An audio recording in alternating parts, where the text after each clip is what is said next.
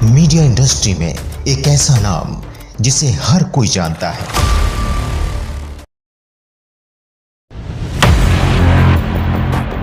राजधानी दिल्ली में अब स्टील उपभोक्ताओं को किसी भी शिकायत के लिए पहले कंज्यूमर कोर्ट का रुख नहीं करना होगा, क्योंकि भारत सरकार के सहयोग से अब स्टील उपभोक्ता स्टील कंज्यूमर फोरम में ही अपनी शिकायत दर्ज करवा सकते हैं।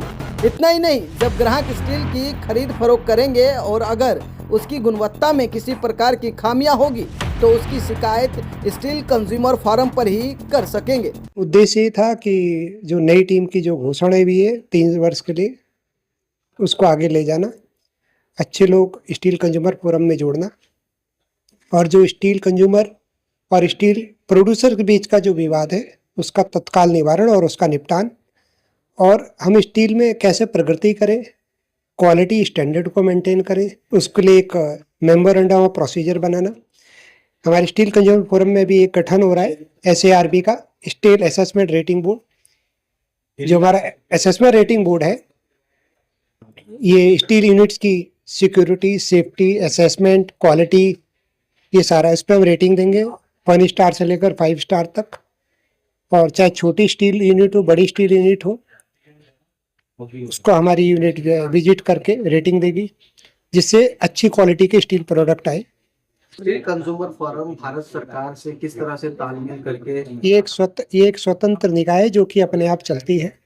भारत सरकार इस पे कोई दखल नहीं देती, और भारत सरकार के सहयोग से और कुछ स्टील उद्योग है उनके सहयोग से संगठन चलता है।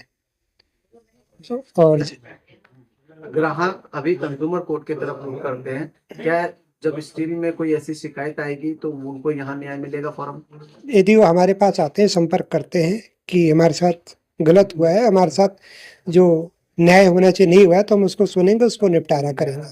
अभी मंच से MSME की भी बात कर रहे हैं प्लान? हाँ, हम MSME से इसलिए बात करें, जो स्टील में कुछ काम करना चाहते हैं तो MSME से बात करके उनको स्टार्टअप पे भी हम सहयोग करेंगे। ये फोरम का जो गठन हुआ था श्री रामविलास पासवान जी के टाइम से, तब से पहले ये काफ़ी ऊंचाइयों पे थी फोरम, फिर बीच में लगभग बंद के बराबर थी और कुछ सालों से इसमें बहुत ही नुकसान, मतलब लॉस में जा रहा था। तो आज हमने सबने मिलकर के, जब हमारी टीम अब बन गई है नेशनल की, तो अब हमारे सामने एक रोड मैप है।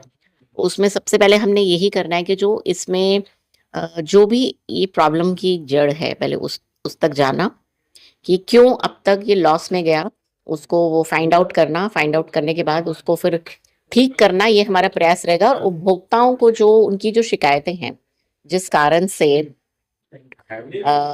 कंज्यूमर फोरम बनते हैं, तो उनकी वो शिकायतों पे हमें गौर करके उनकी शिकायतों को पहले लेना। उसके लिए हमको हेल्पलाइन एक बनाएंगे, जो उस हेल्पलाइन के माध्यम से कंज्यूमर वहाँ पर अपनी शिकायत दर्ज कर सकते हैं। अभी भी हमारे जो ऑफिशियल ईमेल आईडी पे बहुत सी शिकायतें लोग भेजते हैं। फोरम का तालमेल भारत सरकार से किस तरह से रहेगा? बिल्कुल सही रहेगा, हम भारत सरकार के साथ मिलके ही काम करेंगे, क्योंकि उनके बिना साथ के हम कैसे आगे चल पाएंगे ना। और उनको भी हमारा साथ चाहिए, हमें भी उनका साथ चाहिए, हम दोनों को एक दूसरे का साथ चाहिए। और मोदी जी तो कहते ही हैं, सबका साथ सबका विकास। भारद्वाज जी, किस तरीके से कंज्यूमर फोरम की यहाँ पर सुनवाई होगी और किन लोगों के लिए सुनवाई होगी? सबके लिए होगी। जिस स्टेट में फैक्ट्रीज हैं और जो व्यापारी हैं, होलसेलर हैं, डिस्ट्रीब्यूटर, सबकी सुनवाई होगी। वेबसाइट के माध्यम से होगी, व्हाट्सएप के माध्यम से होगी। ये तो नीति बनाने से लेकर कस्टमर्स का प्रॉब्लम शूट आउट करने से लेकर आपको जो लेबर्स काम करते हैं उनके तक सबकी एक साथ इस मंच के द्वारा समाधान होगा। ये 2 बार बंद हो गई, तीसरी बार बंद नहीं हुई थी। ये आदरणीय हमारे मंत्री साहब स्वर्गीय रामविलास पासवान जी 2005 में इसको चालू किए थे।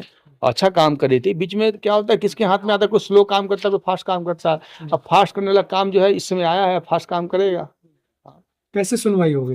मैं बता दो दिया कि व्हाट्सएप के माध्यम से और वेबसाइट के माध्यम से आप कंप्लेन देंगे हमें, हम उस टीम हमारी शुरुआत करेगी।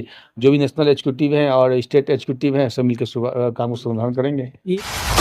मीडिया इंडस्ट्री में एक ऐसा नाम जिसे हर कोई जानता है।